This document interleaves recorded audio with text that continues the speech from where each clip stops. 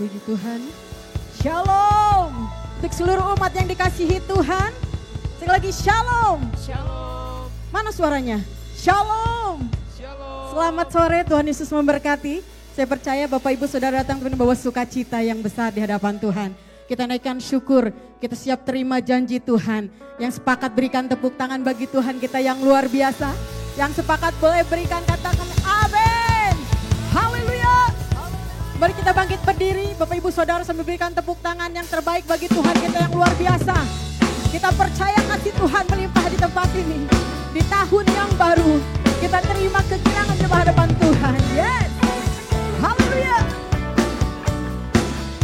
Sama-sama katakan, ku terima janji Allah bagi kaum Yehuda, umat yang berdoa, memuji dan menyembah. Yes. Inilah saat yang dinanti, firman Allah telah digenapi. Kulihat benua yang terjadi, yang melanda seluruh bumi. Amin. Ku terima janji Allah bagi kaum Yehuda, umat yang berdoa, memuji dan menyembah. Inilah saatnya, inilah saat yang dinanti, firman Allah telah digenapi. Amin. Yes. Kulihat benua yang terjadi, yang melanda seluruh bumi. Tuhan memberiku kegirangan dan sukacita melimpah. Minyak yang baru dicurahkan, haleluya, ku bersorak. Tuhan memberiku kegirangan dan sukacita melimpah. Yeah. Minyak yang baru dicurahkan, haleluya, ku bersorak. Berikan tepuk tangan bagi Tuhan kita yang luar biasa.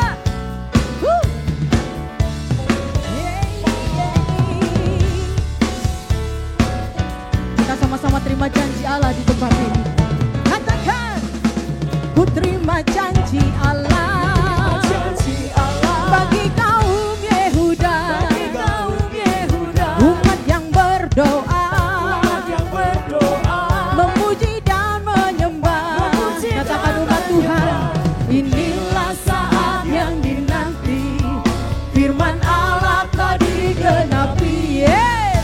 Kulihat benua yang terjadi, yang melanda seluruh bumi. Come on.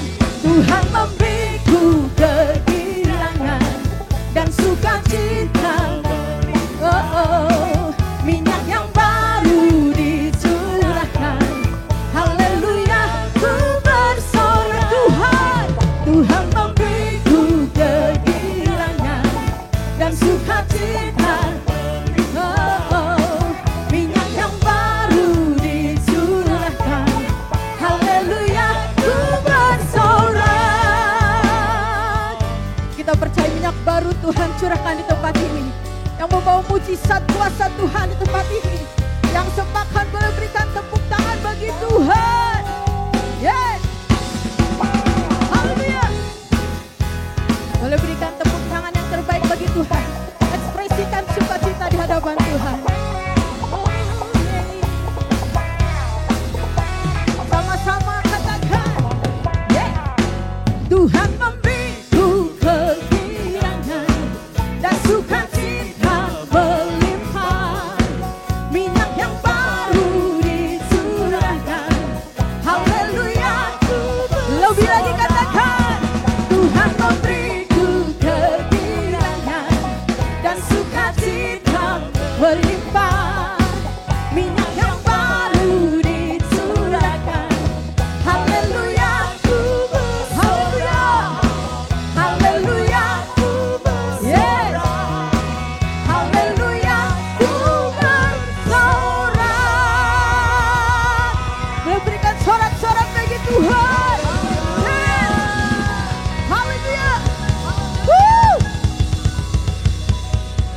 Yesus jalan kebenaran dan jalan kehidupan. Itulah Yesus katakan, aku percaya, amin.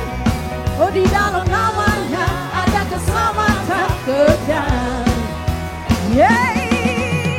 Yesus jalan kebenaran dan jalan kehidupan. Itulah Yesus katakan, aku percaya, amin. Di dalam namanya ada keselamatan kekal. Glory, glory, haleluya, glory, haleluya, glory, haleluya, glory, haleluya. Di dalam namanya ada keselamatan kekal. Yesus jalan kebenaran dan jalan kehidupan. Itulah Yesus katakan, aku percaya, amin.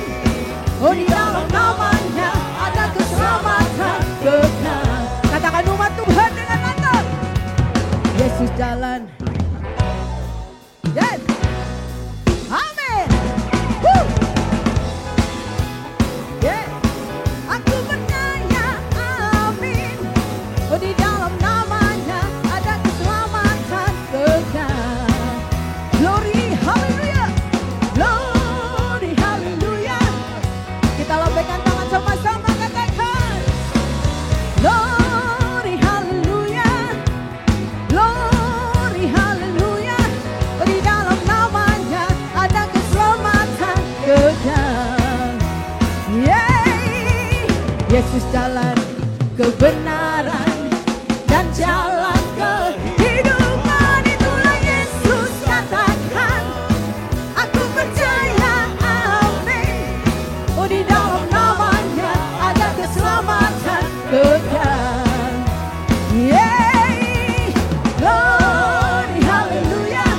Come on, umat Tuhan, lambaikan tanganmu. Glory, haleluya. Glory, haleluya. Di dalam namanya ada keselamatan kekal. Musik memuji Tuhan. Umat Tuhan boleh berikan tepuk tangan bagi Tuhan kita yang baik. Tidak ada tempat, tidak ada jalan ke Bapa tanpa melalui Tuhan Yesus. Katakan amin. Yes. Sama-sama katakan glory. Glory, haleluya. Glory, haleluya. Glory, haleluya. Glory, haleluya. Di dalam namanya ada keselamatan kekal. Glory, haleluya. Glory, haleluya. Glory, haleluya. Yes. Glory, haleluya. Di dalam namanya ada keselamatan kekal. Di dalam nama Tuhan, di dalam namanya ada keselamatan kekal. Yes. Di dalam namanya ada keselamatan. Sama-sama katakan umat Tuhan. Kekal. Boleh berikan tepuk tangan sorak-sorai bagi Tuhan. Haleluya. Yeah. Berikan sorak-sorai yang terbaik bagi Tuhan kita yang luar biasa pada sore hari ini. Silakan duduk kembali Bapak Ibu Saudara. Hanya kasih-Mu ya Tuhan, yang sungguh mulia di tempat ini. Bila kami naikkan syukur ya Bapa, untuk segala kasih kemurahan-Mu.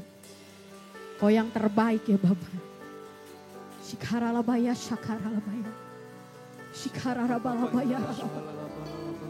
Hinakaralabaya, ralabaya, Hinakaralabaya, syakaralabaya.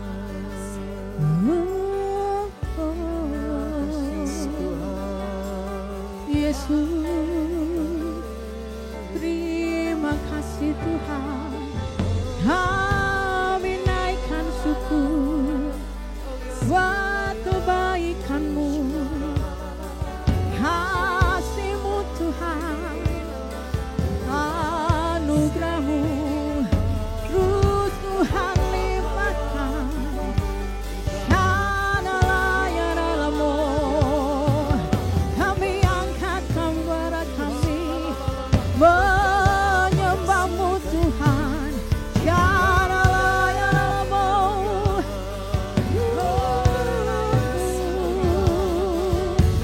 Yesus.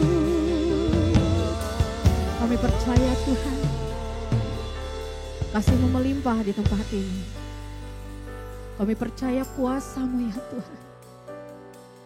Tuhan curahkan di tempat ini. Ada mujizat terjadi pada sore hari ini ya Bapa. Hinakaralabaya syakaralabalaba.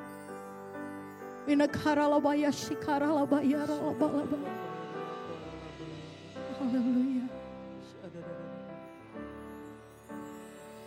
Kasih Tuhan sungguh mulia, tulus dan sempurna mengasihiku.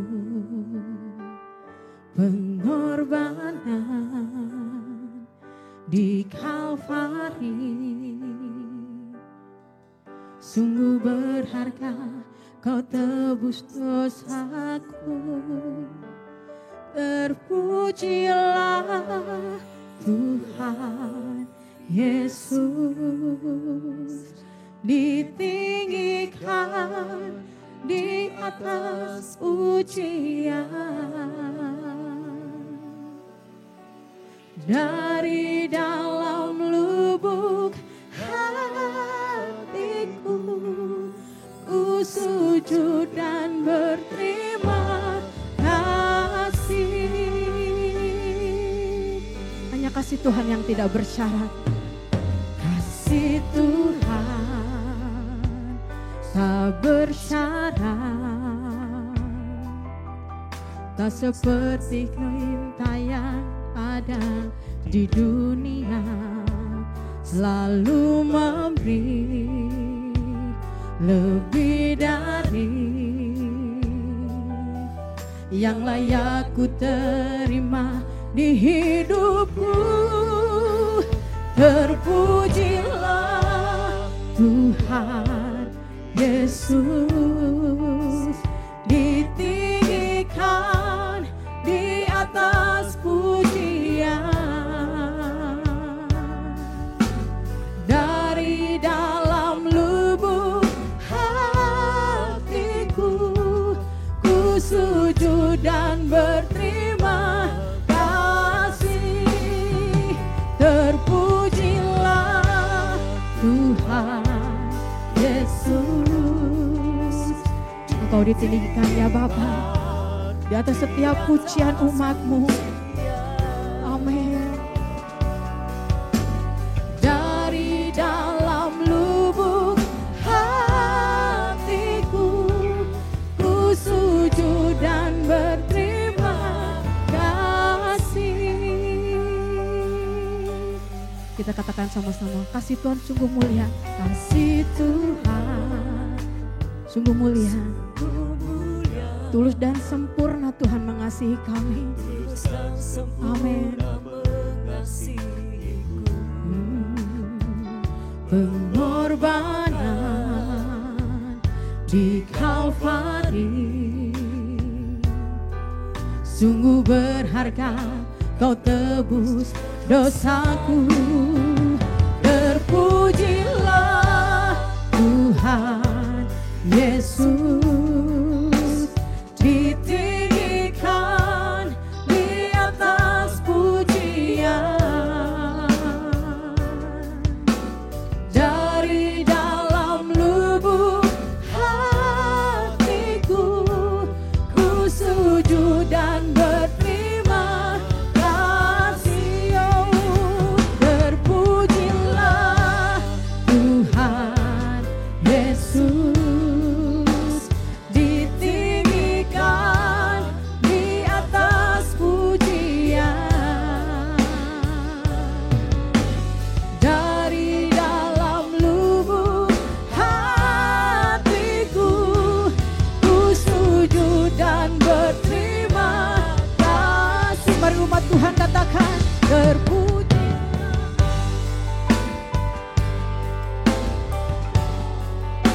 Engkau ditinggikan.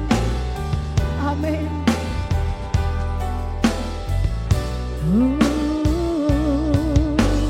Dari dalam kami sujud dan berterima kasih Tuhan.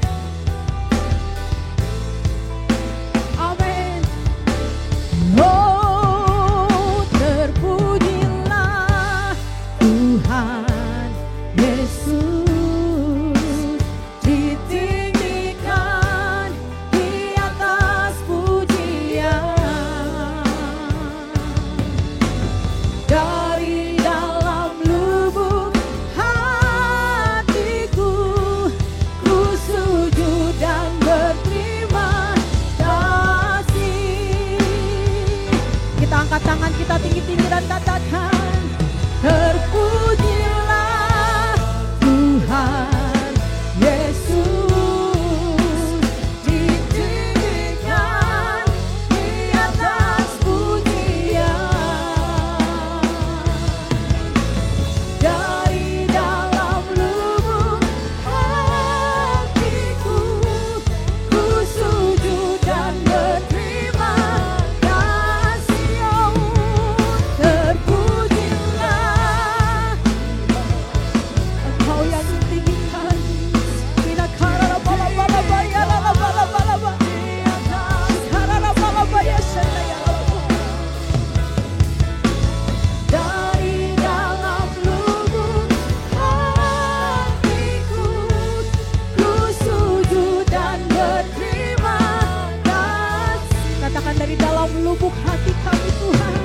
Dari dalam lubuk hatiku, ku sujud dan berterima kasih.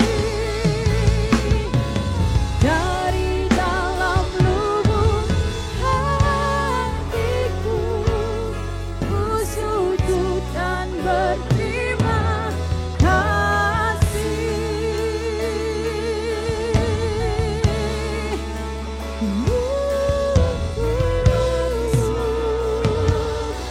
Terima kasih Tuhan. Syararabaya sandayarabo. Haleluya Tuhan, Engkau yang terbaik. Kasih-Mu Tuhan. Syaralayarayarabo. Kami sembah Engkau Yesus. Oh Tuhan. Syaralayarabo. Inakaralabayalabalabalabalabalaba. Syaralayarabo. Haleluya Tuhan Yesus.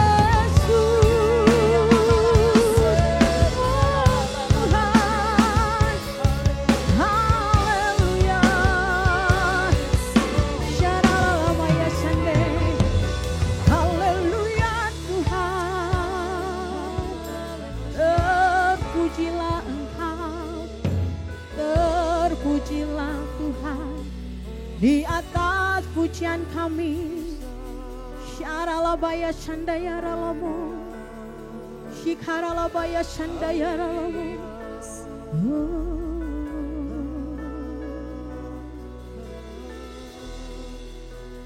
Anugerah-Mu,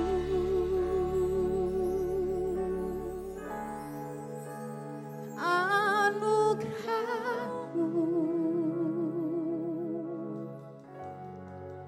semua karena anugerah-Mu, bukan karena kekuatanku. Anugerah-Mu,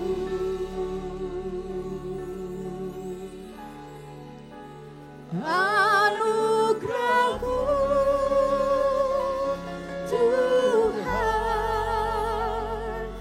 kasih dan sayang-Mu, sumber kekuatan bagiku.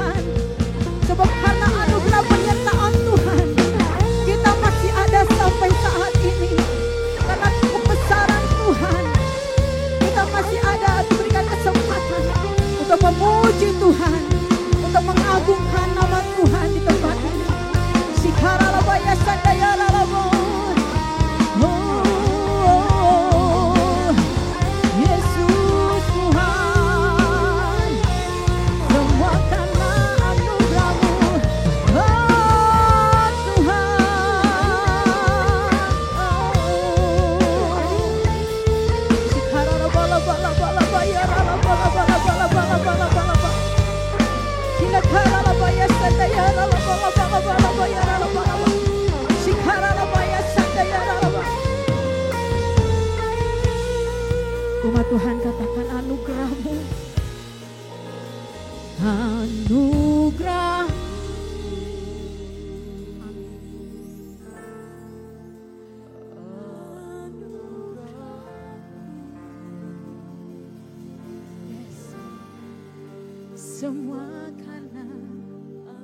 Semua karena anugerah Tuhan. Amin.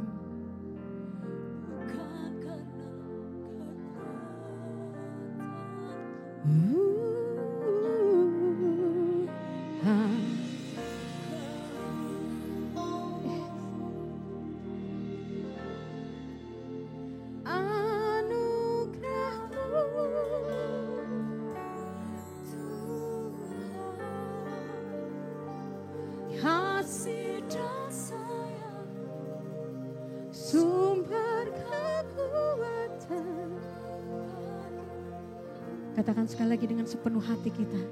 Anugerah-Mu Tuhan. Anugerah-Mu.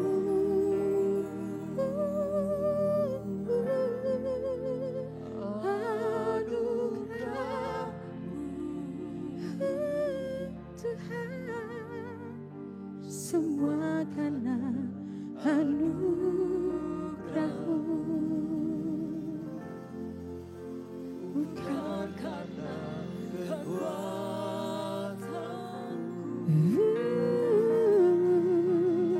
Anugerah-Mu.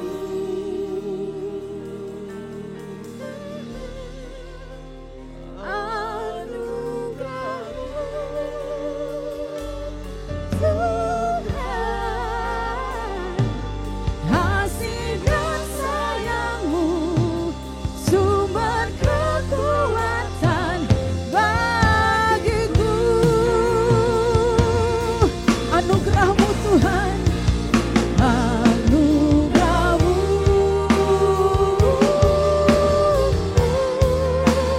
Anugerah-Mu Tuhan. Semua karena anugerah-Mu. Bukan karena kekuatanmu. Oh, anugerah-Mu. Anugerah-Mu Tuhan. Anugerah-Mu Tuhan. Kasih dan sayang-Mu sumber kekuatan bagiku. Sebab anugerah-Mu Tuhan.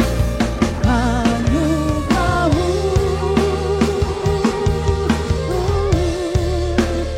Anugerah-Mu.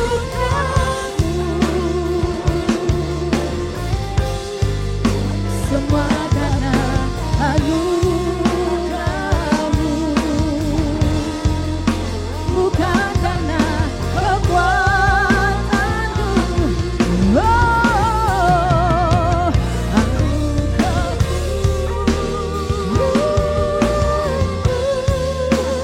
Anugerah-Mu Tuhan. Kasih dan sayang-Mu sumber kekuatan bagiku. Sebab kasih sayang-Mu Tuhan. Kasih dan sayang-Mu sumber kekuatan bagiku.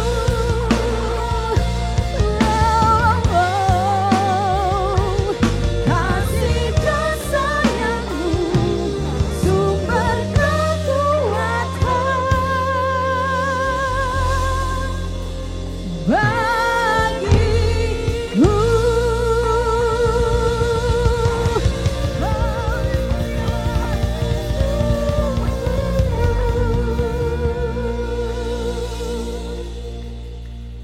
Haleluya.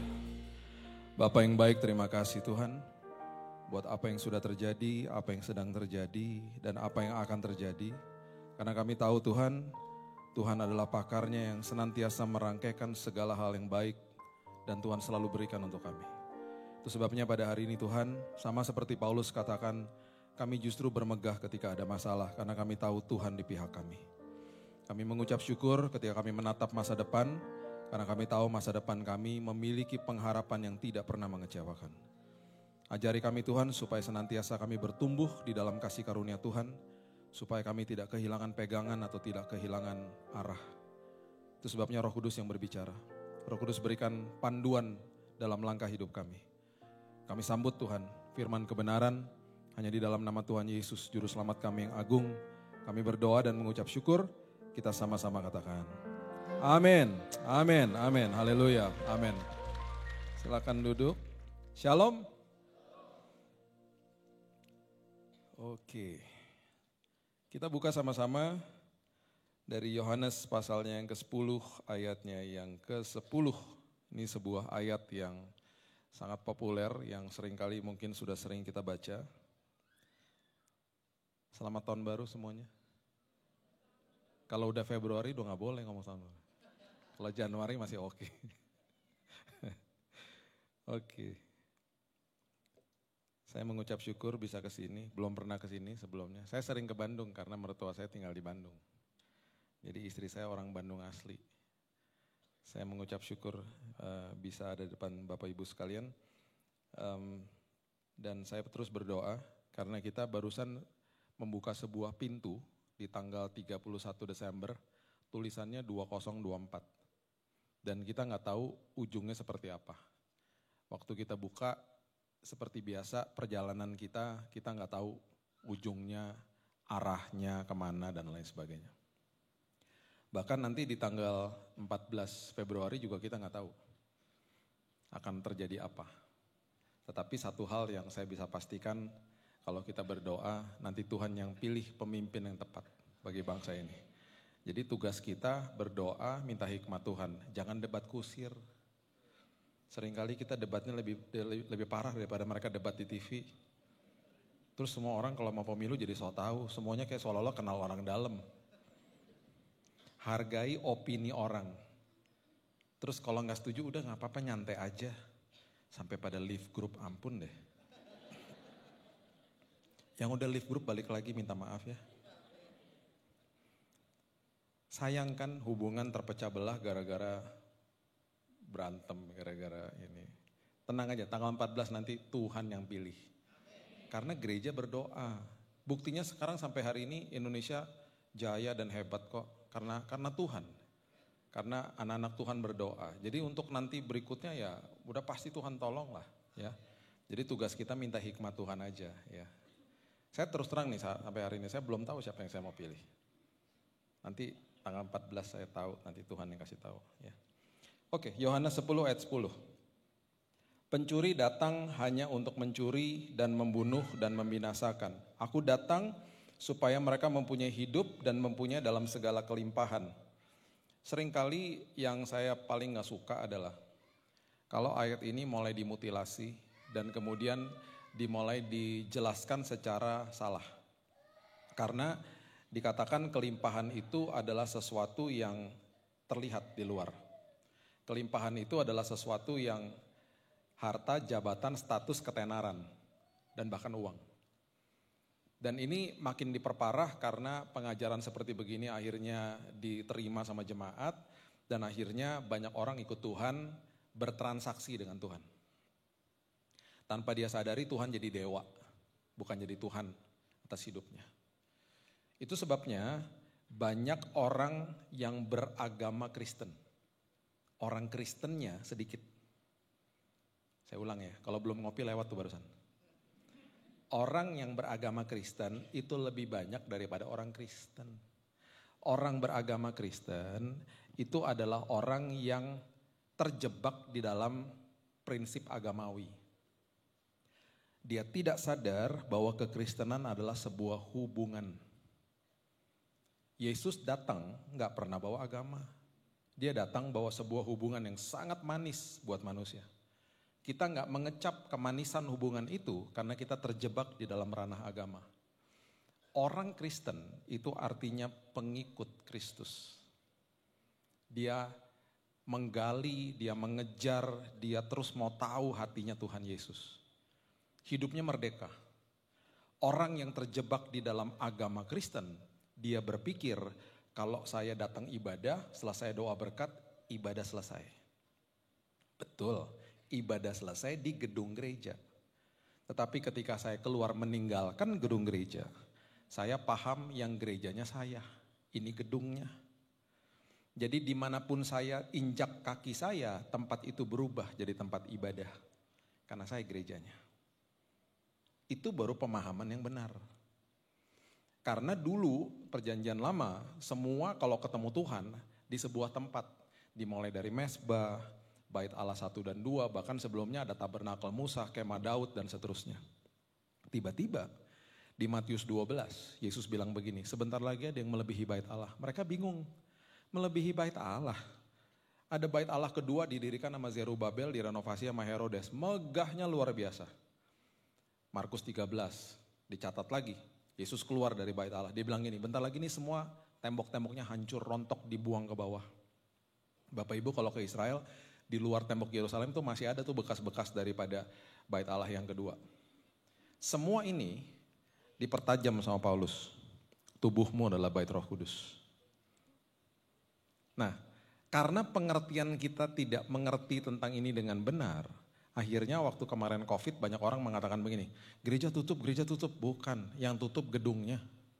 Gereja gak bisa tutup, karena gerejanya saudara dan saya. Kalau gerejanya adalah ini, tempat ini, kita jadi jagoan kandang. Kita merasa bahwa ibadah selesai di dalam gedung gereja. Akhirnya yang didengungkan untuk jadi garam dunia, terang dunia tidak terlaksana. Tetapi kalau kita paham kita gerejanya, tempat di mana saya injak kaki saya berubah jadi tempat ibadah. Formatnya beda. Saya masuk ke mall gak bahasa roh di mall. Waktu saya masuk ke mall, dibukain pintu sama satpam, saya bilang begini misalnya, makasih Pak, itu ibadah. Berapa banyak di antara orang yang dibukain pintu gak pernah bilang terima kasih. Si satpamnya karena udah SOP dia begini-begini aja, makasih.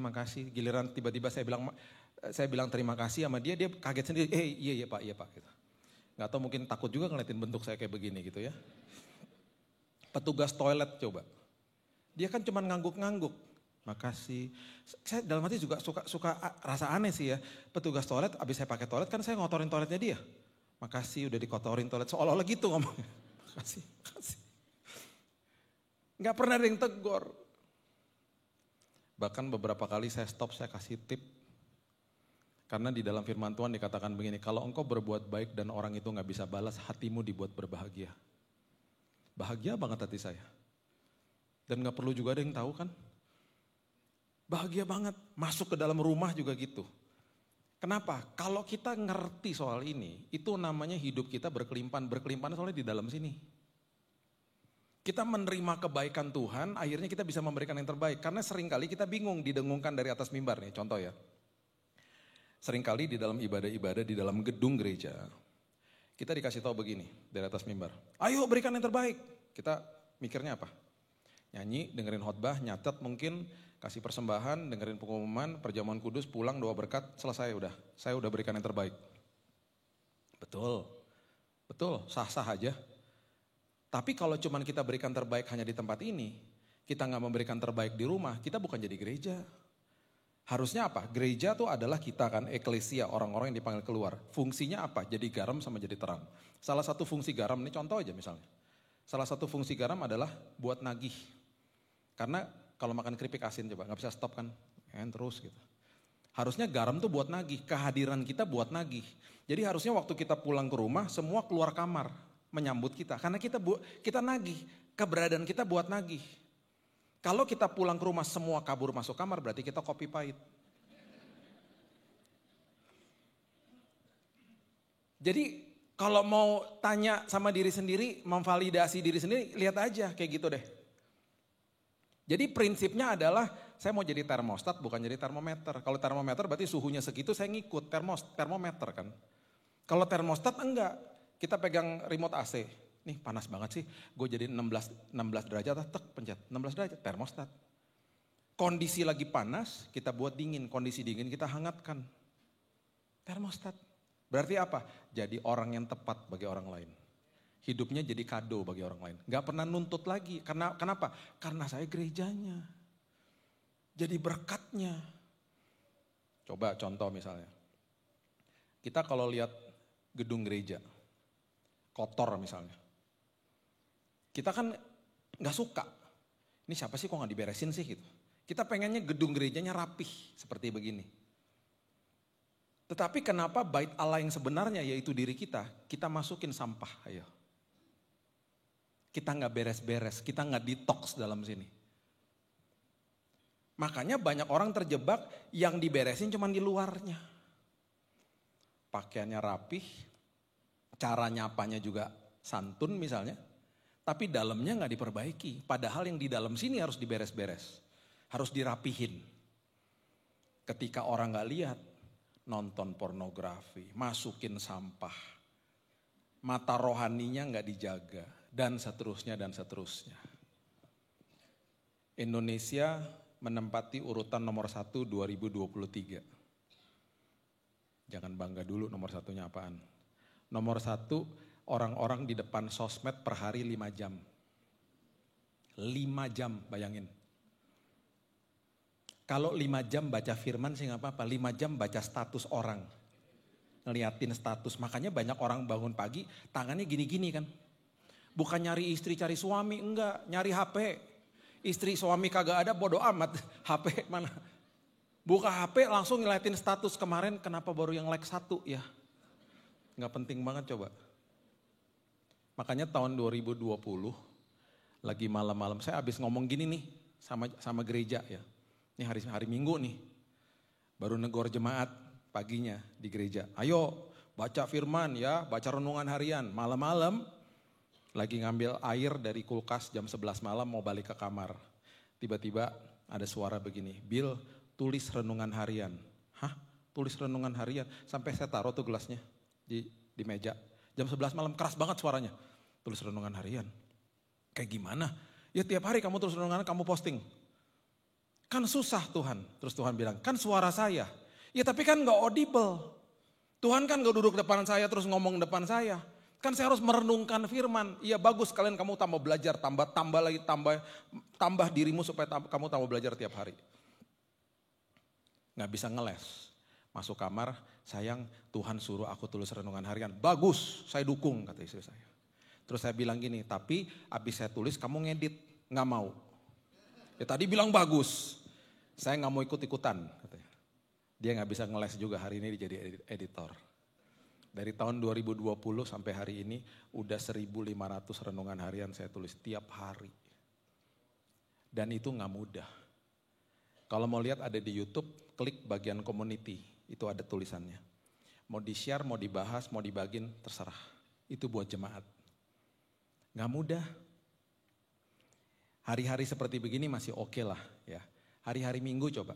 Kalau misalnya khotbah 4 kali, 5 kali, sampai kamar karena kalau di luar kota udah malam, udah jam 9. Itu harus tulis renungan harian karena sebelum tidur udah harus jadi. Kan Tuhan gak langsung ngomong, direnungin dulu. Ayo. Tahun lalu saya lagi di kota Los Angeles, anak saya baru lulusan, baru selesai, baru wisuda. Tiba-tiba jam 2 siang, kan saya lupa waktu. Kan waktunya beda 12-14 jam gitu. Anak saya bilang gini, Dedi, bentar lagi Indonesia jam 6 pagi, renungan harian udah selesai gak? Oh Tuhan. Jam 2 siang tuh. Ini sejam lagi jam 3 waktu sana tuh jam 6 pagi di sini. Itu jam 2 siang kita lagi pergi mau makan siang.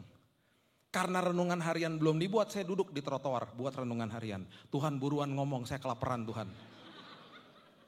Itu suka dukanya. Nulis renungan harian. Tetapi gak apa-apa Tuhan, yang penting saya mau banjiri. Kenapa? Karena itu platform, itu mesbah bagi saya. Jadi jangan pakai sosial media untuk debat kusir, untuk posting-posting gak penting. Pakai sosial mediamu untuk jadi mesbah dan juga jadi mimbar. Itu kesempatan kita bisa berkhotbah kepada banyak orang. Masukin ayat aja atau forward aja, kita gak pernah tahu loh jiwa yang akan tertolong hari itu. Ayo. Beberapa tahun yang lalu ada anak-anak dari Jember. Kalau lihat IG-nya namanya Curhatan Alkitab. Minta izin sama saya. Kak, kalau kami penggal-penggal khotbahnya boleh gak? Gak usah minta izin, penggalin aja sendiri. Udah kan mau diedit-edit, dijadikan video-video cuman semenit. Udah gak apa-apa. Banjiri sosial media, gak usah pakai izin, itu firman Tuhan. Sebanyak-banyaknya sebar tuh lebih bagus, saya bilang gitu. Tahu gak hari ini saya dengar kabar apa? Orang ya di stasiun MRT Jakarta mau pergi ke selingkuhan yang gak jadi. Gara-gara nonton khotbah semenit. Digugah sama Tuhan hatinya, balik ke istrinya minta ampun, pulih keluarganya. Mau bunuh diri. Baca atau nonton khotbah semenit gak jadi bunuh diri. Orang mau bunuh diri nonton khotbah 40 menit keburu loncat. Lama amat di khotbah tuh loncat udah. Isinya teologi semua loncat. Ini gara-gara semenit-semenit kita gak pernah tahu. Nanti Bapak Ibu di surga dibilangin gini sama Tuhan. Kamu tahu gak hari itu pas kamu lagi posting cuma 1 ayat. Itu orangnya bertobat, rumahnya gak jauh dari kamu tuh di situ. Tuhan yang kasih tahu nantinya. Kenapa? Karena kita lakukan itu karena di dalam sini kelimpahan. Kalau kelimpahannya di luar percuma. Yang terjadi hedonisme di mana-mana. Kalau kelimpahannya di dalam sini karena kita sadar ini bait Allah, kita bersih-bersih di dalam sini.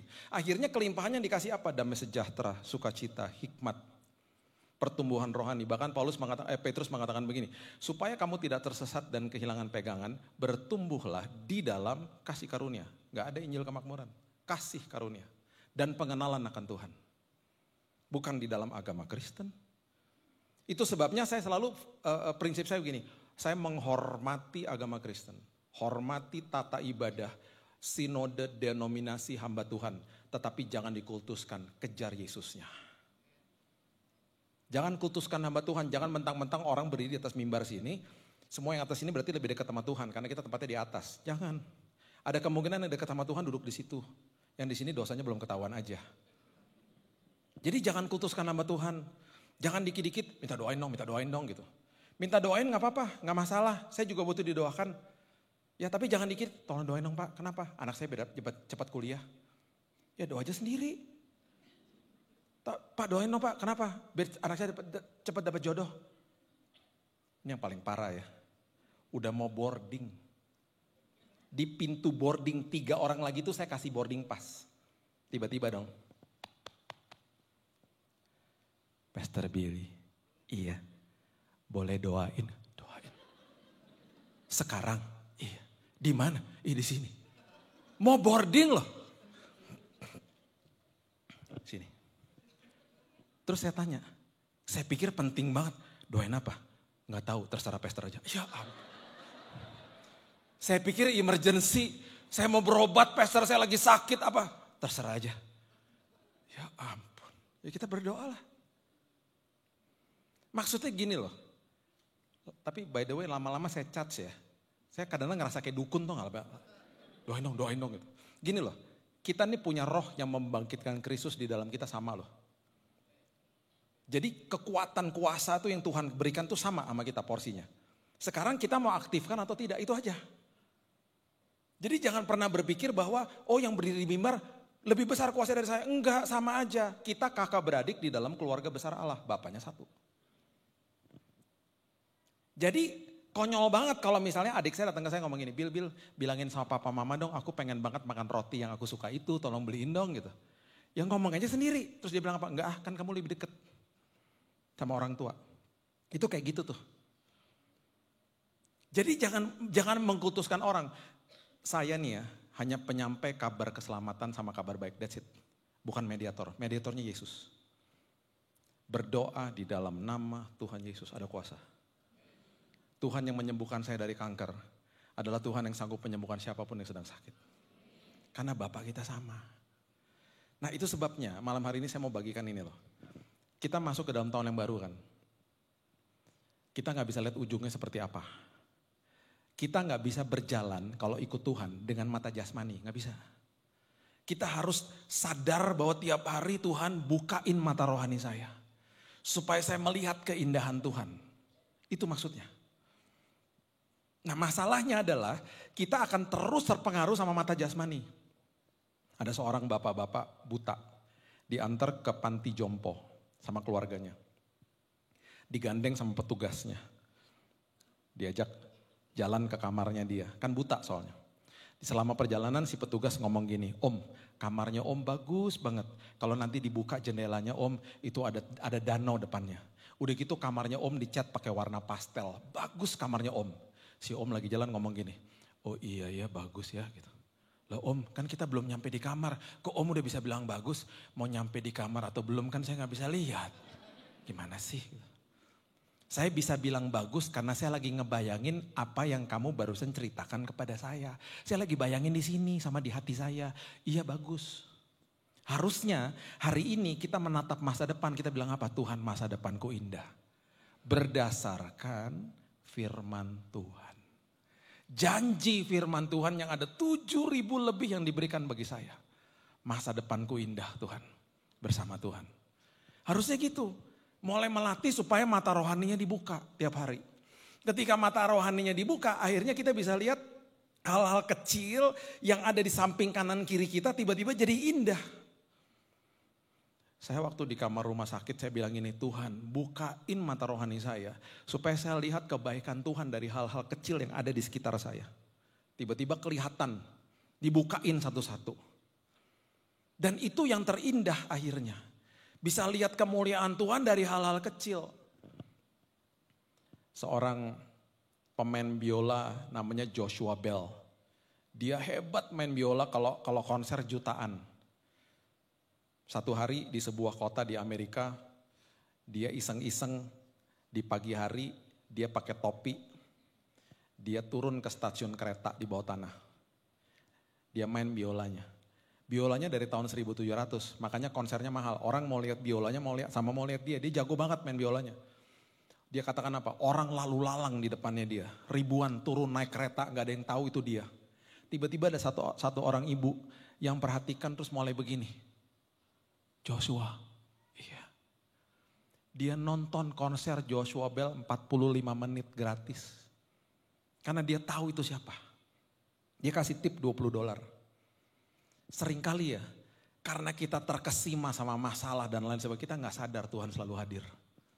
Dia selalu ada dan tidak pernah sedetik pun dia tinggalkan kita. Makanya mulai keluar kata-kata bersungut-sungut. Kenapa Tuhan gak dengar? Kenapa Tuhan gak jawab? Kenapa Tuhan tidak ada dan lain sebagainya. Padahal dia selalu ada. Dan dia selalu gandeng tangan kita. Bukannya berarti kita bebas dari badai, enggak. Semua kita kena badai. Tetapi masalahnya adalah banyak orang yang mendirikan hidupnya di atas pasir. Ketika badai datang keok. Tetapi orang-orang yang mendirikan dirinya kehidupannya di atas batu karang yang luar biasa, dia selalu sadar Tuhan ada. Imannya bertumbuh akhirnya. Coba lihat ya, Yohanes pasal yang ke-14 ayat yang ke-6. Yohanes 14 ayat yang ke-6.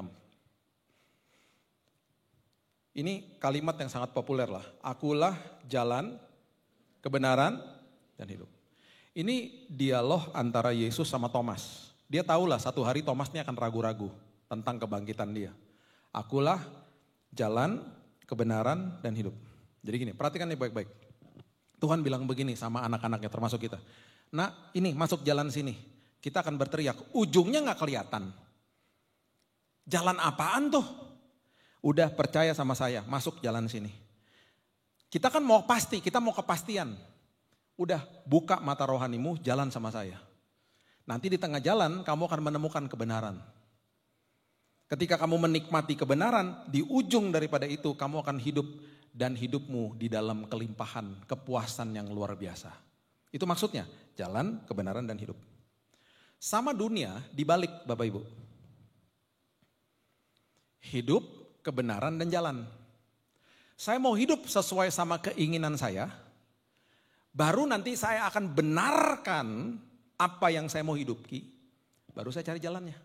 Saya gak mau jalannya Tuhan. Makanya ya ini cuma satu korelasi aja ya. Bagaimana Alkitab kita ini ditulis dalam jangka waktu 1400-1500 tahun di tempat yang berbeda-beda, dalam tahun yang berbeda-beda, dalam zaman yang berbeda-beda, dalam kultur bahasa yang berbeda-beda, semuanya nyambung karena sumbernya cuma satu, Tuhan. Makanya kita pasti sering baca dan kita sering menyanyikan di musim Natal lagu-lagu yang isinya apa? Penasehat ajaib. Ya kan? Raja yang Allah yang perkasa. Yang ketiga apa? Pertama dikatakan begini, penasehat ajaib. Ini urutannya nggak main-main loh. Penasehat ajaib, Allah yang perkasa, Bapa yang kekal, terakhir baru Raja damai. Maksudnya adalah gini, masuk jalan sini. Ujungnya seperti apa? Tenang, saya penasehat ajaib. Selama kamu berjalan, aku nasihati nanti. Di tengah jalan engkau akan menemukan kebenaran itu bahwa saya adalah Allah yang perkasa. Dan saya adalah Bapa yang kekal. Dan kamu akan menikmati hidup yang luar biasa di dalam kepenuhan damai sejahtera karena saya adalah Raja Damai. Lihat korelasinya dahsyatnya luar biasa. Ditulis dalam jangka waktu kira-kira mungkin 600 sampai 800 tahun. Bedanya tuh dari Yesaya sampai kepada kitab Yohanes ini. Jauh bedanya. Nyambung semuanya. Sama dunia dibalik. Saya mendarat di kota Tulsa, Oklahoma, Amerika tahun 86. Saya menyaksikan negara yang takut sama Tuhan. Bahkan di hari Sabtu, presiden mengundang hamba Tuhan untuk mendoakan dia, disiarin langsung di televisi. Bayangin coba. Saya nggak pernah lupa almarhum Billy Graham menumpang tangan seorang presiden. Dan tangannya Billy Graham diangkat, ditaruh di kepalanya. Presiden loh. Kenapa? Karena negara Amerika didirikan di atas firman Tuhan. Deklarasi independen tahun 1776 kalau ke kota Philadelphia itu banyak banget firman Tuhannya. Tiba-tiba negara ini yang dari awalnya adalah jalan kebenaran dan hidup membalik kehidupannya mereka. Mereka mau hidup dengan caranya mereka benarkan apa yang mereka mau hidupi, mereka cari jalannya. Dimulai dengan apa? Mereka bilang begini, legalkan aborsi. Karena kami mau melakukan seks bebas, kalau sampai ada yang hamil, legal untuk diaborsi. Itu yang kami inginkan. Itu adalah hidup yang kami mau jalankan dalam hidup kami. Mereka masuk ke Kongres, mereka benarkan apa yang mereka inginkan. Mereka cari jalannya. Diikuti sama kelompok LGBT. Kami juga dong. Kami juga mau supaya perkawinan sesama jenis dilegalkan. Mereka mau hidup seperti begitu, mereka benarkan cara mereka dilegalkan. Bahkan sekarang boleh mengadopsi anak. Bapak Ibu bisa bayangin anak besar di dalam keluarga yang dua-duanya pria, dua-duanya wanita orang tuanya. Dan mereka cari jalannya. Hari ini, negara ini distorsi kemoralannya begini udah. Bahkan hari ini sedang diwacanakan, bayangin ya. Itu lebih parah lagi nih. Sedang diwacanakan, belum jadi undang-undang. Anak 6, 7, 8 tahun boleh memilih. Kalau dia dilahirkan pria dan dia gak mau jadi pria, dia mau jadi wanita, silahkan memilih di umur 6, 7, 8 tahun. Kalau dia sampai dianulir atau tidak perbolehkan sama orang tuanya bisa pidana. Coba bayangin coba. Distorsi negaranya. Makanya saya bilang sama banyak orang tua, walaupun kamu punya uang jangan kirim anaknya ke sana. Kirim ke negara yang lain aja. 25% populasi penjara dari situ. Mengerikan. Kenapa saya bisa ngomong gini? Karena saya lihat sendiri, saya tinggal 13 tahun di situ. Terdistorsi yang takut sama Tuhan tiba-tiba begini. Karena ini yang mereka lakukan. Nggak mau jalan kebenaran dan hidup, tetapi dibalik.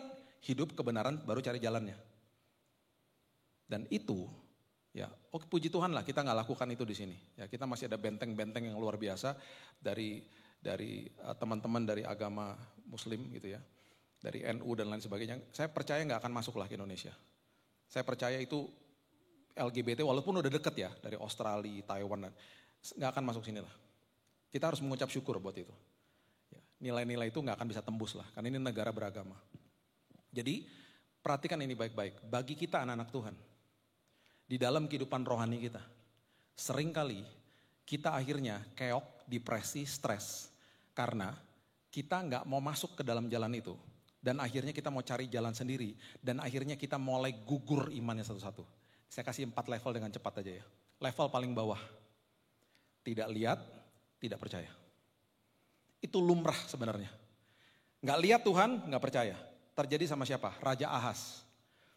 Kata Immanuel yang pertama kali didokumentasikan di Alkitab, itu ada di kitab Yesaya. Itu diberikan sama Nabi Yesaya kepada, ya, dari Nabi Yesaya kepada Raja Ahaz. Raja Ahaz dikepung sama negara-negara, kerajaan-kerajaan yang lain. Nabi Yesaya datang, dia bilang begini, Raja, Tuhan tuh mau menolong Anda. Tuhan mau menolong Anda. Dan Tuhan yang mau menolong Anda ini 600 tahun lagi akan lahir menjelma jadi manusia, namanya disebut Immanuel, Allah beserta denganmu. Dia mau beserta denganmu. Dia bilang apa? Saya nggak mau. Saya mau minta bantuan kerajaan Asyur. Karena mereka udah nawarin saya bantuan. Dengan kata lain gini, Tuhan yang mau menolong saya nggak bisa lihat. Raja Asyur saya bisa lihat. Saya mau yang pasti-pasti aja deh. Menurut manusia yang pasti yang terlihat. Dibantu sama kerajaan Asyur, tetapi dijajah negaranya dengan ekonomi. Karena dia minta upeti. Bahkan anaknya Hizkia dikepung sama 185.000 tentara Asyur karena mau diambil, mau di take over kerajaannya. Puji Tuhan, Tuhan pernah membuat perjanjian kudus sama moyangnya namanya Daud. Diluputkan kerajaannya. Hampir aja. Itu ulahnya Ahas. Gak lihat, gak percaya. Level di atasnya. Udah lihat, tapi gak percaya. Udah lihat loh, tapi gak percaya. Coba lihat ya, buka ayatnya. Matius pasal yang kedua. Matius pasal yang kedua, 28 maksud saya. Matius pasal yang ke-28, ayat 2 sampai 4.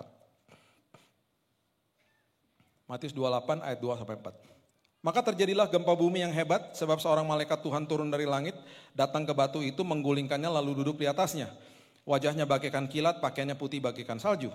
Dan penjaga-penjaga itu gentar ketakutan dan menjadi seperti orang-orang mati. Penjaga penjara melihat sendiri prosesi Yesus bangkit. Lihat loh, mereka ngadu dong ke mahkamah agama. Bos, dia betul anak Allah bos, pasti ngomong gitu. Dia bangkit bos. Tahu mereka bilang apa mahkamah agama? Coba lihat ayat 13. Mahkamah agama bilang begini.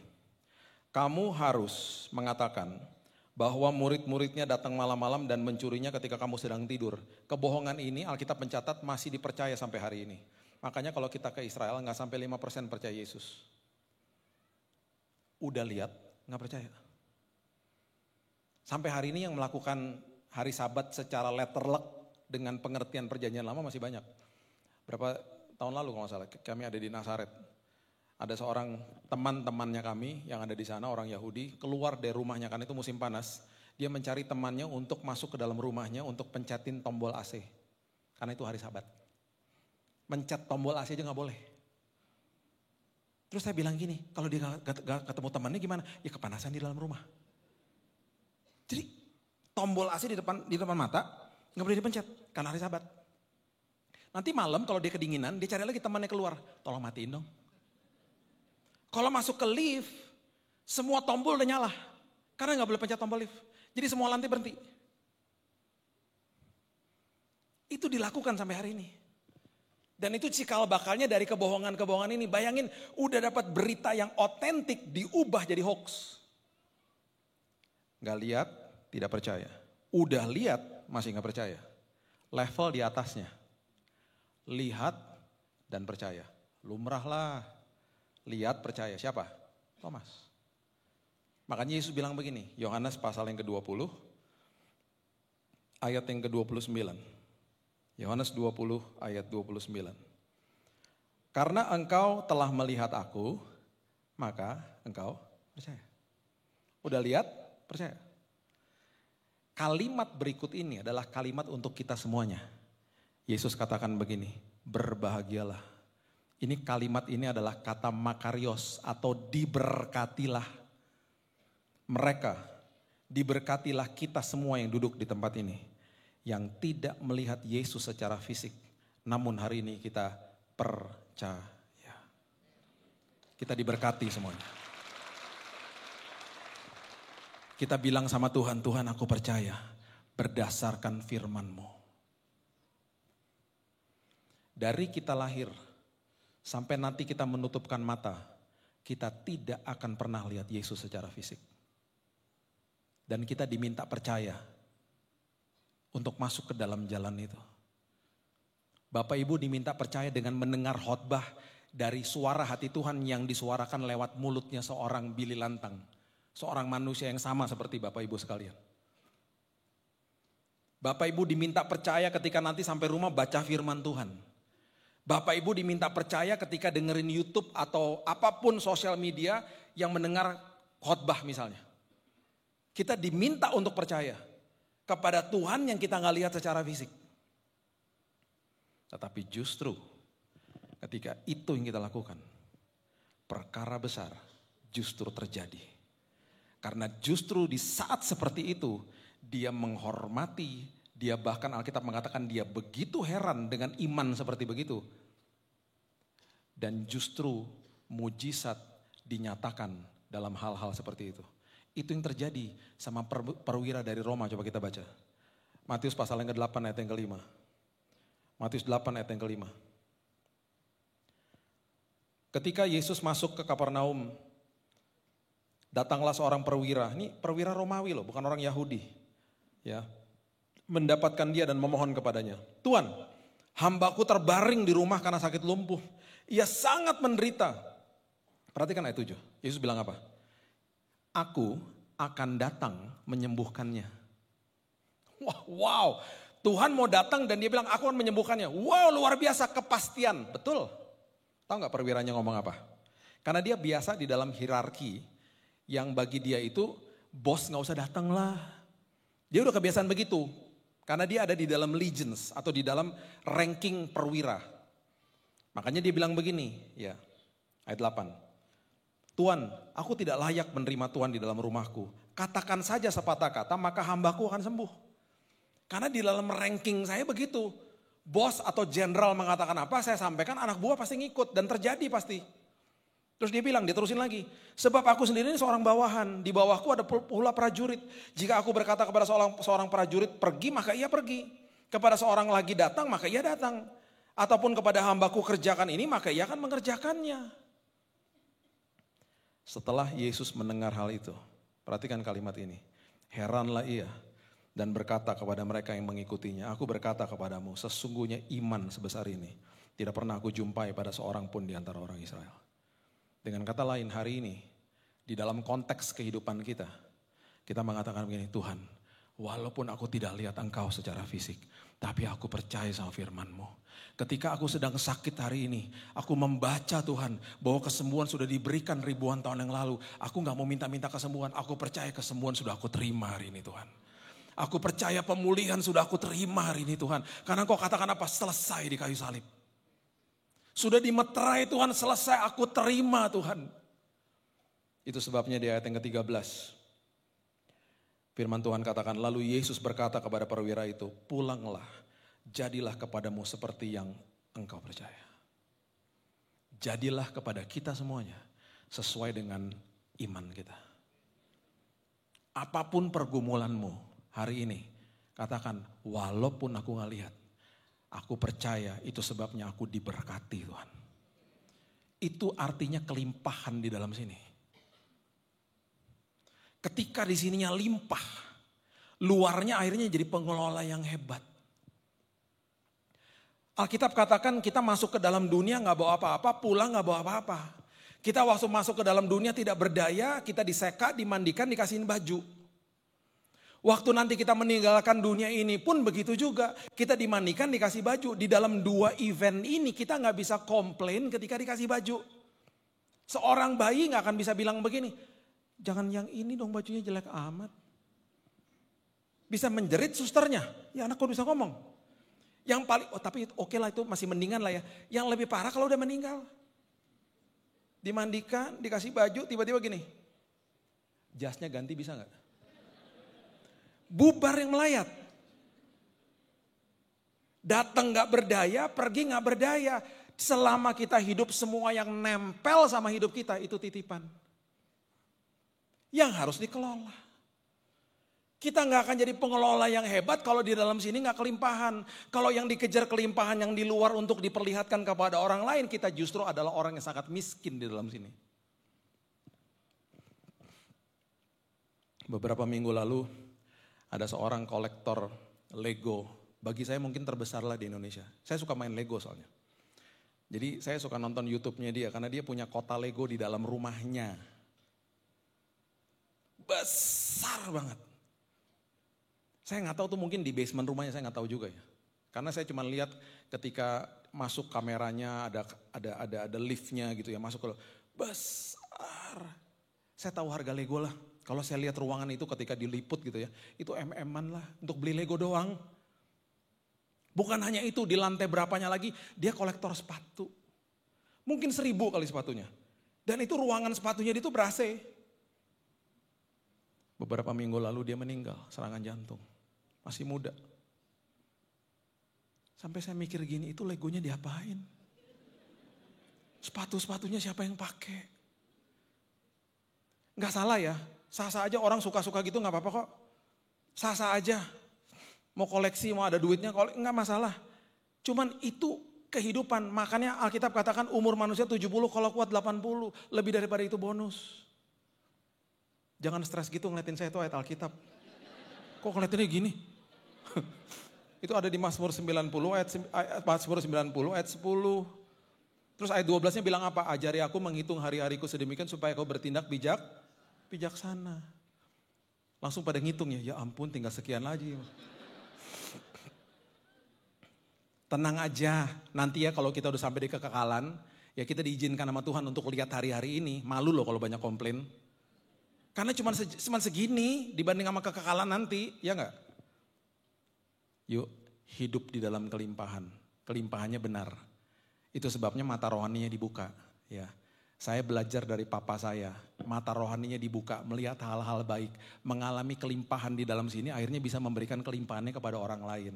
Dia adalah orang, ya, yang paling sering kasih mama bunga. Sampai kadang-kadang agak lebay sih. Pah, ini kan bukan ulang tahun mama, ini kan bukan hari Valentine, emangnya harus ulang tahun katanya gitu. Satu hari mama lagi staycation, cuman sehari di Jakarta pula sama keluarga-keluarga sama kakak-kakaknya. Cuman sehari mama balik ada bunga segede-gede bagong di rumah. Tulisannya welcome home. Aduh Pak, dia cuman pergi sehari. Itu juga nginep di hotel juga cuma berapa kilo dari rumah Pak. Emang kenapa? Papa kan kangennya sama dia. Lebay banget deh. Itu agak nurun ke saya. Jadi waktu saya nikah, saya suka kasih bunga sama istri saya. Saya menikah sama orang Chinese kan hemat. Betul ya? Jadi istri saya suka bilang gini, sayang please deh ya. Ekonomi keluarga bisa terganggu nih kalau begini terus. Ya. Uangnya simpen aja please. Aku udah tahu kamu sayang sama aku, please udah ya hemat. Jangan dikit-dikit bunga, udah. Cium aja cukup, cium sini udah cukup. Jangan bunga-bunga terus. Waktu tanggal 7 Juli 2010.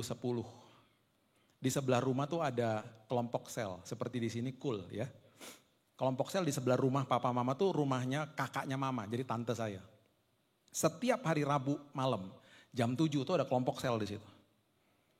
Setengah 7 si papa nganterin mama ke depan. Papa bilang gini, mereka ngomongnya Belanda ya. Aneh juga ya. Papa Manado, mama India ngomong Belanda. Aneh coba. Gado-gado deh rumah saya deh. Jadi ini saya keturunannya setengah Manado, setengah India, istri Chinese, anak-anak gado-gado udah. Anak-anak saya dua-duanya gak ada yang mirip sama saya. Teman-teman saya bilang begini, kutuk sudah dipatahkan, kurang ajar. Kurang ajar teman-teman saya. Puji Tuhan Bil, anak-anak lo gak ada yang mirip lo Bil, aduh. Lu tuh kan serem Bil gitu. Anak saya yang kedua waktu baru lahir mukanya boboho. Kayak mamanya, sampai saya juga bingung gitu loh. Ini kok mukanya Chinese banget gitu ya. Sipit putih gitu. Saya berdoa dong tumpang tangan. Tuhan, biasanya Tuhan kalau masih kecil gak apa-apa lah begini. Nanti kalau udah gedean kan bisa berubah Tuhan mukanya. Biasa gitu ya anak-anak ya. Saya doain Tuhan, kalau dia nanti makin besar, dia makin mirip sama saya. Sekarang udah 16 tahun, lebih tinggi dari saya, makin beda mukanya. Ya udahlah gak apa-apa. Jadi papa nganterin mama. Mama udah mau masuk pintu sebelah. Terus di pintu ya, ini saya baru validasi lagi nih cerita kemarin nih. Si mama bilang gini sama papa, kan udah di rumah sebelah. Mama bilang, ye masuk duluan. Papa bilangnya, ne, ye mar, ye duluan. Ne, ye duluan. Begitu ya terus lama. Sampai akhirnya mama ngalah, mama masuk ke dalam rumah. Rupanya mereka susah berpisah karena itu rupanya pandangan terakhir. Papa masuk rumah, dia nonton TV. Jam 7 malam, dia lagi nonton TV sama cucu, bahkan dia gak ikut kelompok sel karena ada cucunya datang. Sama ada adik saya. Lagi nonton TV jam 7 malam dia dipanggil pulang Tuhan selamanya. Dan cara dia pergi sangat indah. Dia cuma menundukkan kepala seperti begini. Dan dia pergi selamanya. Adik saya nggak tahu, dipikir papa tidur. Udah 15 menit begini, Pak, gubrak jatuh. Saya lagi on the way ke ulang tahun anak saya. Saya udah gak ketemu lagi. Sepanjang hari kami semuanya ditelepon sama dia. Cuma ditanya apa kabar, rupanya mau pamitan. Waktu saya kehilangan, by the way saya kehilangan sahabat. Ini adalah orang yang saya gak pernah lihat stres dalam hidupnya. Selalu tersenyum tiap hari. Penuh kelimpahan di dalam sini. Dia orang kaya bagi saya, karena kelimpahannya di dalam sini. Waktu dia meninggal, yang datang ke rumah, tukang bakso, tukang pos, abang siomay, sama abang becak. Semuanya bilang begini, Pak, Bu, ngomong sama mama, ngomong sama saya, ini orang baik. Dia yang memperkenalkan saya sama Yesus. Hebat. Tukang siomay ya datang ke situ. Karena waktu dulu tukang siomay ini pernah diajak ngobrol sama dia. Tukang siomay kalau jualan di kompleks saya itu antara jam 4 sampai jam 8 malam. Jadi gak lama waktunya. Diajakin ngobrol sampai 2 jam. Gak jualan dong. Papa merasa bersalah. Mas, gak jualan loh ngobrol terus di sini. Iya om, gimana ya om? Saya juga suka ngobrol sama om, katanya gitu. Ya udah deh, saya beli semua deh. Berapa? Waktu itu tuh masih tahun-tahun 90-an. 250.000 om kalau mau beli semuanya. Gak apa-apa om. Udah saya beli semua deh, kasihan kamu. Dimasukin, ditaruh di dapur, lupa dimasukin kulkas. Besoknya basi semuanya kan. Dimarahin sama mama tuh, apa-apaan sih nih gitu ya. Tukang siomaynya kan enak, gak usah jualan dikasih 250.000. Besoknya datang lagi ke rumah. Om, kenapa? Ngobrol lagi om, enak aja jualan sana. Enak aja loh. Saya mau tutup sama ini ya. Ini banyak banget saya mau saksikan kepada Bapak Ibu. Karena ini prinsip yang hebat lah, luar biasa di dalam Tuhan. Ribuan tahun yang lalu ya, ada orang namanya Abraham. Berangkat dari kota namanya Ur, Mesopotamia, Irak sekarang. Menuju ke tanah Kanaan, tanah perjanjian, cikal bakal jadi bangsa Israel. Ibrani mengatakan Abraham tidak mengetahui kota yang ia tujui. Dia berjalan dengan mata rohani. Dia cuma dikasih tahu arahnya aja. Sama seperti kita, cuma dikasih tahu arahnya. Ribuan tahun setelah itu, ada Majus datang ke Yerusalem. Bapak Ibu kalau baca di Matius pasal yang kedua, itu betul-betul para Majus tidak pernah tahu sejak mereka berangkat bahwa mereka harus ke Bethlehem. Ada kemungkinan mereka berasal dari Persia, 11-12 sama Irak. Persia itu Iran sekarang. Jaraknya 2000 kilo loh. Gak ada kereta cepat, gak ada pesawat, gak ada jalan tol. 2000 kilo itu ditempuh 2-3 bulan. Mereka tidak pernah tahu bahwa mereka harus ke Bethlehem. Siapa yang udah naik kereta cepat? Kok masih banyak yang belum? Tahu dong ada kereta cepat ya? Hari ini sudah diperbaiki. Saya agak sering sih naik karena mertua saya kan tinggal sini. Di awal semuanya bagus lah, cuman saya komplain di awal doang. Karena pengumumannya aja sih. Bapak Ibu, di awal. Bapak Ibu, sebentar lagi kita akan sampai di stasiun Padalarang. Wus, wus, wus, yes. Kok gitu sih ngomongnya? Kayak orang disuruh ngomong gak dibayar, tau gak? Kayak stres banget gitu loh. Sekarang udah dirubah. Rupanya denger khotbah saya kali ya. Diviralin sama jemaat. Karena abis naik itu saya khotbahin tuh besok-besoknya. Sekarang udah beda. Bapak Ibu, sebentar lagi kita akan sampai di stasiun Padalarang. Wus, wus, wus, yes gitu. Wah kita senang banget, yes gitu dong ngomongnya gitu. Enak banget ya, setengah jam udah sampai sini. Ya. Nah, bayangin ya, mereka itu harus ketemu yang namanya Herodes. Dipertemukan sama Tuhan, sama orang namanya Herodes, orang jahat loh. Herodes terkejut, semua Yerusalem terkejut. Saya percaya Tuhan yang membukakan pikiran Herodes sehingga mereka memanggil para ahli Taurat. Untuk membuka kitab gulungan-gulungan kitab para nabi. Ada gak yang nubuatan mengacu kepada hari ini? Waktu mereka buka kitab-kitab itu, mereka teriak, bos, saya percaya mereka teriak lah. Bos, ketemu bos. Ternyata yang lahir itu gak jauh dari sini, cuma 9 kilo di Bethlehem. Majus berjalan segitu jauh, tidak pernah tahu bahwa mereka harus ke Bethlehem. Di tengah jalan Tuhan pertemukan dengan orang yang tepat, dengan kesempatan yang tepat untuk membawa kepada tujuan yang sangat mulia. Kita siap-siap di tahun ini. Kita akan dipertemukan dengan orang yang tepat. Kita akan dipertemukan dengan kesempatan yang tepat untuk Tuhan bawa pada tujuan yang benar. Ya. Saya tutup sama kesaksian saya. Ya. Saya waktu sakit kemarin, Bapak Ibu udah pasti dengar kesaksian saya. Ya. Saya divonis mati. kanker darah. Dan waktu dokter bilang begini sama saya, di hari pertama dia bilang gini, Pak, kemonya akan dimasukin, Bapak akan ngedrop, Bapak akan mati, bla bla bla segala macam ya. Udah. Terus dia bilang gini, Pak, setelah ini Pak, karena kemonya keras, darahnya Bapak ngejeblok semuanya, termasuk trombosit. Trombosit itu kalau demam berdarah, kalau dia turun, pendarahan di dalam kan nggak bisa stop gara-gara trombosit. Trombositnya habis. Bapak juga Pak, salah satunya komponen darah itu trombosit. Jadi nggak boleh gosok gigi. Kalau gosok gigi sampai tiba-tiba gusinya luka, berdarah nggak bisa stop. Jadi kumur-kumur aja ya Pak besok gitu. Kami kasih obat kumur. Udah, Pak siap-siap. Abis ini karena obatnya keras, kemonya keras. Bapak akan sariawan bukan cuma satu, seluruh mulut. Jadi akan ada kemungkinan besar abis ini Pak, seluruh pasien saya begitu soalnya Pak, nggak bisa makan. Nggak bisa makan, nanti nutrisi kita infus saja. Dah siap-siap ya Pak. Gitu. Oke. Saya cuma terima semuanya. Gitu. Dah. Besoknya istri saya, ini kejadian di Singapura. Istri saya lagi mau beli makanan karena dibilang gini, mumpung kamu lagi bisa makan, kamu mau makan apa? Abis ini sariawan semua. Mumpung kamu lagi bisa makan, kamu mau apa? Saya order pizza, bakmi, udah semuanya order deh. Mumpung bisa makan nih sebelum sariawan kan.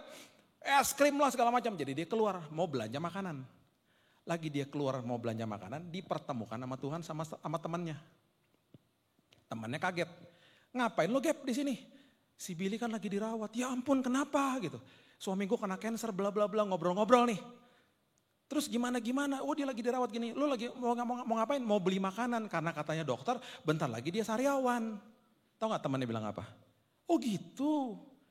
Lo tahu nggak? Gue nih punya produk oral drops, obat kumur. Dari herbal, mau coba nggak? Tapi kan udah dapat dari rumah sakit, nggak apa-apa pakai punya gue aja. Ganti aja, gue lagi bawa nih gue kasih gratis. Dibawa sama istri saya. Besoknya saya pakai. Dari hari itu, berapa tahun lalu tuh, 5 tahun lalu ya, sampai sekarang. Saya pakai tiap hari. Saya tidak pernah sariawan. Waktu dokternya nih masuk ke kamar besok kan dia ngecek. Kan semua pasien, ini profesor dokter loh. Ya, udah jam terbang tinggi. Semua pasien kena sariawan. Jadi besoknya dia datang, ngecek. Udah ada sariawan? Belum. Oke. Besoknya masuk kamar lagi. Seperti biasa kan regular check up kan. Ngecek semuanya, lihat monitor gitu. Terus pertanyaan terakhir sebelum dia pergi selalu gitu. Sariawan udah ada? Belum. Oke. Besoknya balik lagi. Ngecek semuanya. Dilihat ada makanan. Masih bisa makan? Iya. Sariawan gak ada? Gak ada. Saat itu dia gak percaya. Coba ke mulut. Disenter sama dia. Kok gak ada? Ya gak ada lah. Kok gak ada? Ya jangan sampai ada lah. Ini kok bisa gak ada? Saya kasih tunjuk. Ini dok. Saya dikasih sama teman saya. Wah ini bagus banget. Saya nggak pernah lihat nih kayak begini. Saya pakai itu. Saya nggak pernah sariawan satu pun nggak ada. Saya makan begitu lahap. Dan katanya dokter, salah satu pemulihan saya karena saya makan begitu banyak. Kenapa? Karena di saat yang genting, ketika kita berjalan dengan mata rohani dan dengan ucapan syukur, Tuhan pertemukan dengan orang yang tepat, kesempatan yang tepat. Karena Tuhan memelihara hidup kita. Gak usah takut masuk ke dalam tahun yang baru, doa saya Bapak Ibu mengalami Tuhan. Di ujung tahun ini kita akan sampai di ujung dengan selamat, dengan aman, dengan nyaman. Karena kita berjalan bersama Raja Damai. Amin. Berikan tepuk tangan kita untuk Tuhan kita. Bapak yang baik, terima kasih buat hari ini. Kami mengucap syukur buat kebaikan Tuhan. Tuhan dahsyat, Tuhan indah, Tuhan luar biasa. Penasehat ajaib, Allah yang perkasa. Bapa yang kekal, Raja Damai. Itu sebabnya Tuhan, kami mau mengambil jalan itu. Untuk menemui kebenaran itu. Dan menghadapi sebuah kehidupan, mengalami sebuah kehidupan yang penuh dengan kelimpahan. Dan kelimpahan itu Tuhan, yang Engkau berikan kepada kami itu karena Engkau yang tadinya kaya menjadi miskin supaya kami jadi kaya. Dan itu sebabnya hari ini Tuhan, kami begitu mengucap syukur, walaupun kami gak bisa lihat, namun kami percaya dan kami adalah orang-orang yang diberkati Tuhan. Kami akan mengalami mujizat-Mu, kami akan mengalami lawatan-Mu ya Tuhan. Kami akan mengalami Tuhan pengalaman yang indah dengan Tuhan. Dan hidup kami akan penuh dengan kesaksian. Dan itu sebabnya Tuhan hari ini kami mengucap syukur karena Tuhan sudah membukakan mata rohani kami. Terima kasih Bapak yang baik meteraikan firman ini karena kami juga sudah dimeteraikan oleh Roh Kudus. Hanya di dalam nama Tuhan Yesus kami sudah berdoa dan mengucap syukur. Kita sama-sama katakan amin. Tuhan berkati. Boleh berikan tepuk tangan sekali lagi bagi firman Tuhan yang sudah kita dengar pada sore hari ini. Haleluya. Bapak Ibu Saudara, kita mempersiapkan untuk persembahan. Mari kita berdoa terlebih dahulu. Bapa, terima kasih Tuhan pada sore hari ini ya Bapa, Tuhan yang sudah memberkati setiap kami umat-Mu yang hadir di tempat ini. Kami percaya Bapa, kasih-Mu terus mengalir dalam kehidupan kami. Seperti Kau yang sudah memberkati kehidupan kami Tuhan. Pada sore hari ini ya Bapa, umat-umat akan memberi ya Bapa persembahan. Tuhan kuduskan, sucikan tangan-tangan yang memberi ya Bapa. Kami percaya Kau yang selalu menyertai dan memberkati setiap kehidupan umat-umat-Mu. Siap kami memberi dengan penuh sukacita. Kita sama-sama katakan amin. Haleluya. Saya persilakan untuk para pekerja untuk mengedarkan kantong persembahan. Ku mau selalu bersyukur kepadamu Tuhan. Anugerah-Mu mempesonaku. Selalu dan selalu Kau angkat hatiku. Kau membuatku berharga di mata-Mu. Ku mau selalu bersyukur kepadamu Tuhan. Amin. Selalu dan selalu Tuhan berkati. Selalu dan selalu Kau angkat hatiku. Kau membuatku berharga di mata-Mu. Ku mau selalu bersyukur kepadamu Tuhan. Anugerah-Mu mempesonaku. Selalu dan selalu Kau angkat hatiku. Kau membuatku berharga di mata-Mu. Sebelum kita bangkit berdiri, Bapak Ibu Saudara katakan, ku mau selalu bersyukur. Ku mau selalu bersyukur kepadamu Tuhan. Anugerah-Mu mempesonaku. Selalu Kau angkat hatiku. Kau membuatku berharga di mata-Mu. Ku mau selalu bersyukur kepadamu Tuhan. Anugerah-Mu Tuhan begitu mempesona hidup kami. Selalu dan selalu Kau angkat hatiku. Kau membuatku berharga di mata-Mu. Selalu Kau angkat hatiku. Kau membuatku berharga di mata-Mu. Selalu Kau angkat hatiku. Kau membuatku berharga di mata-Mu. berikan tepuk tangan yang terbaik untuk Tuhan. Haleluya, haleluya. Bapak Ibu sekalian, berapa di antara kita diberkati oleh firman Tuhan yang baru saja diberitakan buat kita? Sungguh indah ketika kita bisa berada di dalam hadirat Tuhan. Amin. Kita tahu mata rohani kita dibukakan. Amin. Itu yang perlu kita tanamkan di dalam kehidupan kita hari-hari ini. Kita percaya 2024 kita akan bangkit dan menjadi terang. Amin. Amin. Luar biasa. Biarlah kita menjadi orang-orang yang dipakai. Bahkan kita akan menjadi pemberita-berita sukacita bagi banyak orang. Di dalam keluarga kita, di dalam komunitas kita, siapapun kita pasti dipakai. untuk menjadi berkat bagi banyak orang. Tetapi kita juga akan mengalami proses. Tetapi percaya Tuhan tidak pernah meninggalkan kita barang sedetik pun. Amin. Amin. Penuh sukacita malam ini, biarlah kita menjadi pelaku-pelaku firman, bukan hanya sebagai pendengar saja. Amin. Yuk, kita akan akhiri ibadah ini. Kita bersukacita, kita angkat tangan. Inilah firman Tuhan, aminkan firman Tuhan ini. Bapa, kami ucap syukur untuk setiap langkah hidup kami. Di 2024 ini kami awali dengan ucapan syukur. Apapun yang kami boleh hadapi Tuhan, kami tetap katakan Engkau adalah Allah yang terbaik buat kami. Dan kami percaya kami akan penuh dengan kelimpahan. Hati kami akan memancarkan ucapan syukur di dalam mulut bibir kami Tuhan. Menjadikan kami bangkit menjadi teranglah. Itu yang akan kami pegang teguh ya Bapa. Kemanapun kami melangkah, Tuhan akan menyertai kami. Engkau tidak pernah berjanji bahwa dunia ini tidak ada proses. Tetapi Engkau berjanji, Engkau akan memberikan jalan keluar buat kami. Terima kasih Allah Bapa. Inilah firman Tuhan bagi kami. Tuhan memberkati dan Tuhan melindungi Engkau. Tuhan menyinari dengan wajah-Nya dan memberi Engkau kasih karunia. Dan Tuhan menghadapkan wajahnya kepada kita dan memberi kita damai sejahtera.